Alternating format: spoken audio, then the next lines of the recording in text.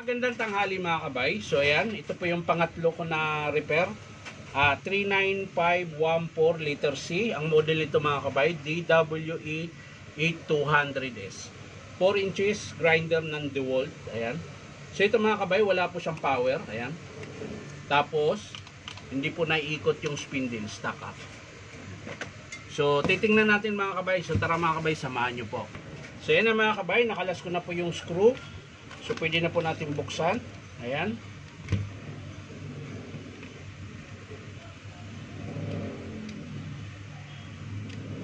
So ayan, yung kanyang carbon mga kabay, bungi. Bungi yung carbon mga kabay, ayan. So ayan. Naikot siya pero pudpud. Umiikot na lang po yung kanyang armature pero di na po naikot yung spindle.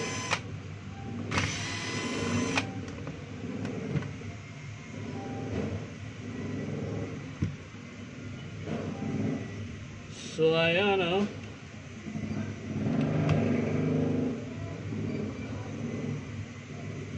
Ayan. So sira po yung armature mga kabay. Ayan. Ayan sa bearing po pala kaya hindi siya naiikot. Bearing po ang sira tsaka armature. Ayan. So yung kanyang pinion mga kabay okay pa naman. Ayan. So dito binuksan ko na rin. Akala ko pudpud dahil umiikot lang po ito. Ayan. So kanina stock up siya dahil po dito sa bearing. Matigas po yung bearing niya. Ayan. Sira po yung bearing. Tapos yung armature niya sira din. Ayan.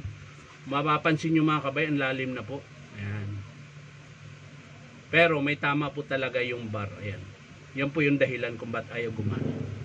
Tapos yung carbon niya, kung mapapansin nyo mga kabay, hindi po siya pantay. Gawa po nung malalim na po yung kanyang armature. Ayan. So yung imbis na pa-flat, gumanon po siya. Ayan. So ang i-estimate ko dito mga kabay, ang sira niya. Ayan, check ko muna yung switch pala. Hindi ko pala na... So ayan, okay pa po yung switch niya. Yung kanyang tawag nito, field coil. So okay pa naman. Wala naman po siyang tama. So ayan mga kabay, pinaka-estimate ko talaga sa kanya ay armature. Bearing 608. Ayan. Yung sa likod mga kabay, hindi ko na po isasama dahil meron na po siyang kasama kapag binili nyo. So ito lang po yung sa harap ang isasama ko sa estimate. Ang number nito mga kabay, 608, armature, carbon brass. Ayan. So yan lang po yung estimate natin sa DWE 8200S. Ayan. So hindi ko na po ipapakita mga kabay kung paano buuin. Papakita ko na lang sa inyo mga kabay kapag in-approve ng customer.